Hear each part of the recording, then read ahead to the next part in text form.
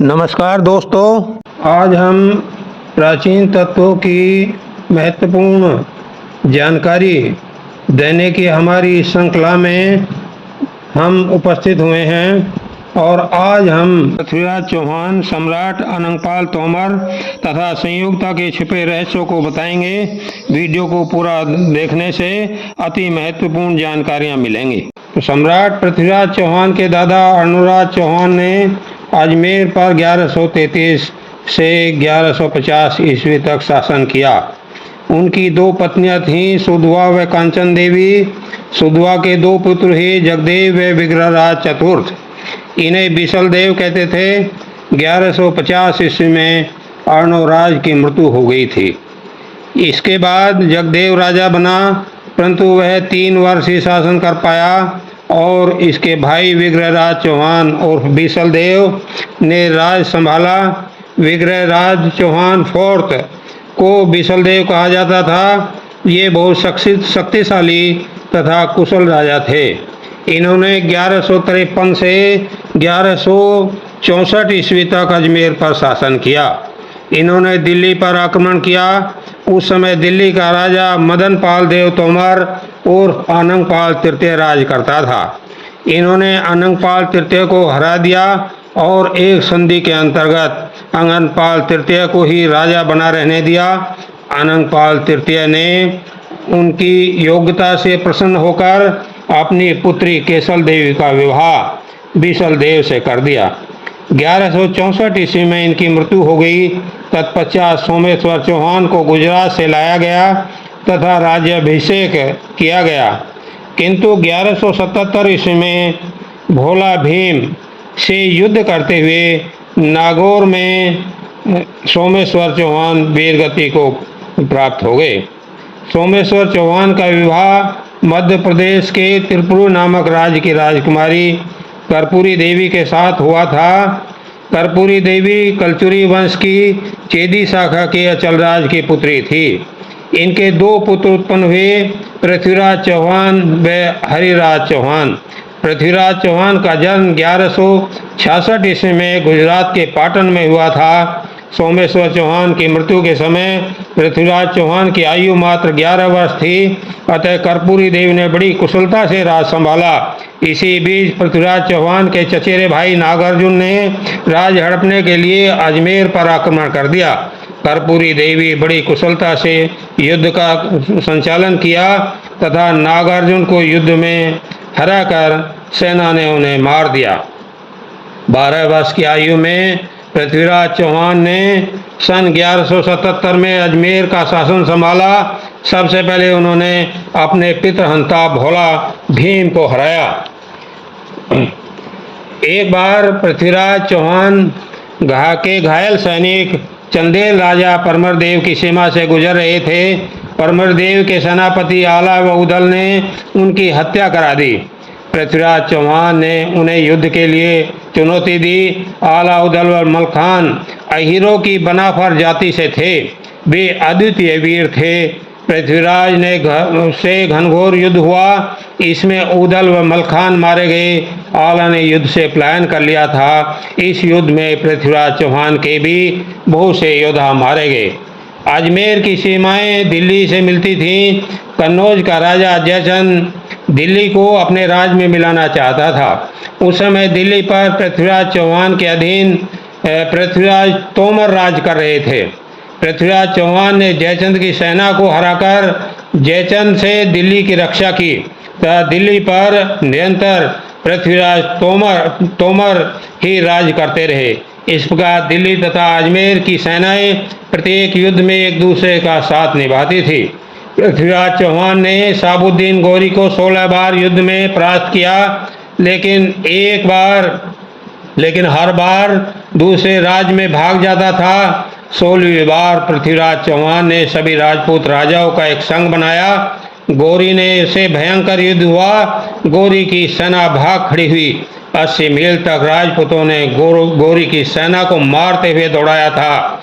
दिल्ली के राजा गोविंद राज तोमर ने गौरी को घायल कर दिया था तथा भागते हुए गौरी को धीर सिंह पुंडीर ने कैद कर लिया था, किंतु बार बार दया की भीख मांगने व फिर कभी हमला न करने की कुरान की कसमें खाने पर पृथ्वीराज चौहान ने उसे छोड़ दिया। इसी दया ने देश को गुलाम बना दिया। कन्नौज के राजा जयचंद अपनी पुत्री संयुक्ता का स्वयंवर करना चाहते थे। उन्होंने एक चित्रकार पन्ना राय को बुलाया। वह सभी युवराजों के चित्र बनाया करता था। जयचंद ने चित्रकार से सभी युवराजों के चित्र संयुक्ता को दिखाने को कहा। संयुक्ता ने जब पृथ्वीराज चौहान का चित्र देखा तो उसने मन ही मन पृथ्वीराज को अपना पति मान लिया। संयुक्ता ने अपना चित्र बनवाया तथा उस चित्र को पृथ्वीराज को देने को कहा और यह भी कह दिया कि उन्हें कह देना कि मैं शादी उन्हीं से करूंगी, वे मुझे ले जाएं। सोमवार में राजा जयचंद सभी राजाओं को बुलाया किंतु पृथ्वीराज चौहान को नहीं। अपमान करने के लिए पृथ्वीराज की मूर्ति द्वारपाल के रूप में बाहर खड़ी कर दी। सोमवार के समय पृथ्वीराज सेना सहित कन्नौज पहुंचे और जैसे ही संयुक्ता ने पृथ्वीराज के गले पर में माला डाली, पृथ्वीराज संयुक्ता को घोड़े पर बैठाकर दिल्ली की तरफ दौड़ लिए।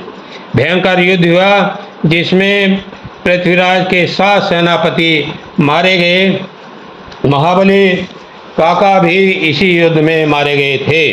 पृथ्वीराज चौहान संयुक्ता प्रेम में इतना आसक्त हो गए कि उन्होंने राजकाज देखना बंद कर दिया। 6 महीने तक महल से नहीं निकले। चंद्रबदाई के सचेत करने पर वह पुनः संभले, सेना को संभाला, संगठित किया। जयचंद तथा उसके मित्र राजाओं ने साथ नहीं दिया। अतः उपयुक्त अवसर पाकर गौरी ने 1192 में पुनः तराई के मैदान में अपना डेरा डाल लिया। पृथ्वीराज चौहान ने अपनी सेना की 3 लाख फौज लेकर युद्ध के मैदान को कूच किया। गौरी के पास मात्र 1,20,000 की फौज थी। पृथ्वीराज के पास अब योग्य सेनापति नहीं थे। पृथ्वीराज ने गौरी को पत्र लिखा कि पिछली बार हमने तुझे माफ कर दिया था, इस बार माफ नहीं करेंगे, इसलिए युद्ध से वापस चला जा, हम तुझे जाने देंगे। उसने उत्तर दिया कि मेरा भाई राजा है, मैं उसी से पूछूंगा, मैं अपने भाई से बात करके ही तुम्हें बताऊंगा। सेना निश्चिंत होगी कि अभी जल्दी में युद्ध नहीं होगा। वे रात को निश्चिंत होकर सो गए, लेकिन जब सेना सोई पड़ी थी उस समय गौरी की सेना ने भयंकर तेजी से सोए सैनिकों पर आक्रमण कर दिया। हाथियों पर तीरों की बौछार कर दी। इससे हाथी बिगड़ गए और अपनी ही सेना को रौंदने लगे। पृथ्वीराज की सेना घबरा गई और भागने लगी। पृथ्वीराज चौहान को घेर लिया गया और बेड़ियों से जकड़ लिया गया। उसे अफगानिस्तान ले जाया गया। आंखें फोड़ दी गईं। कई वर्षों तक यातनाएं दी गईं। चंद्रबरदाई कवि पृथ्वीराज चौहान के साथ थे। गौर में तीरंदाजी की प्रतियोगिता होनी थी। चंद्रबरदाई ने गौरी से कहा कि हमारे महाराज बिना आंखों के भी लक्ष्य को भेद सकते हैं। गौरी ने कहा फिर तो हम जरूर देखेंगे। प्रतियोगिता स्थल पर पृथ्वीराज को ले जाया गया। लक्ष्य निर्धारित किया गया तो चंद्रबरदाई ने पृथ्वीराज चौहान से कहा तुम्हारा लक्ष्य तो गौरी है और गौरी की स्थिति में निम्न दोहे के द्वारा बताता हूँ।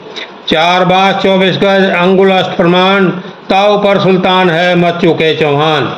जैसे ही लक्ष्य की घंटी बजी, पृथ्वीराज ने चंद्रबरदाई के बताए हुए लक्ष्य को भेद दिया।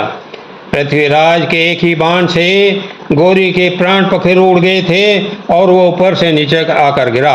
पृथ्वीराज चौहान तथा चंद्रबरदाई ने एक दूसरे को मारकर अपनी जीवन लीला समाप्त कर ली। महाराजा अनंगपाल ने दिल्ली में लाल कोट बनवाया था जिसे आज लाल किला कहा जाता है। पृथ्वीराज चौहान की हार के बाद संयुक्ता तथा पृथ्वीराज चौहान की बहन प्रथा लाल कोट में वो सती हो गई थी। पृथ्वीराज का पुत्र गोविंदराज रणथंभौर चला गया था।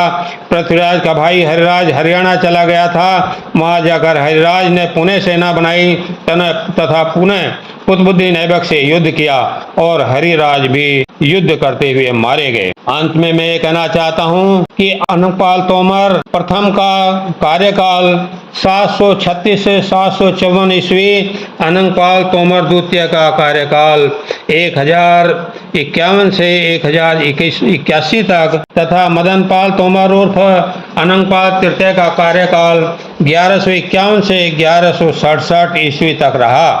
अतः अनंगपाल तृतीय पृथ्वीराज चौहान के ताऊ बिसलदेव, जिनका कार्यकाल 1153 से 1164 था, के समकालीन थे। अंगनपाल तृतीय ने ही अपनी पुत्री केसल देवी का विवाह बिसलदेव चौहान से किया था। पृथ्वीराज का जन्म 1166 ईस्वी में हुआ, जबकि अनंगपाल तोमर तृतीय की मृत्यु 1167 में हो गई थी। अतः अनंगपाल तृतीय की मृत्यु के समय पृथ्वीराज चौहान की आयु केवल 1 वर्ष थी। एक वर्ष का बालक पृथ्वीराज चौहान कैसे किसी को धोखा दे सकता है?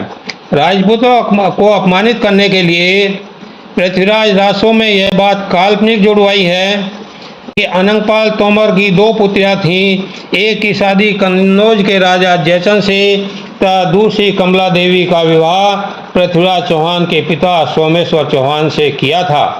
किंतु पृथ्वीराज विजय के अनुसार पृथ्वीराज चौहान की माता कर्पूरी देवी थी, जो त्रिपुरी मध्य प्रदेश के राजा अचल की पुत्री थी। ये कलचुरी वंश के चेदी शाखा से थी। इस प्रकार पृथ्वीराज तृतीय न तो अनंगपाल तृतीय का देवता था, न जयचंद उसका मौसा था। मुझे आशा है कि इस सच्चाई को जानकर आप सभी इसको शेयर करेंगे तथा इस चैनल को सब्सक्राइब करें, ताकि इस प्रकार की सच्चाइयों को उजागर कर हम आपके पास पहुंचा सकें। नमस्कार। जय अनंगपाल तोमर, जय पृथ्वीराज चौहान।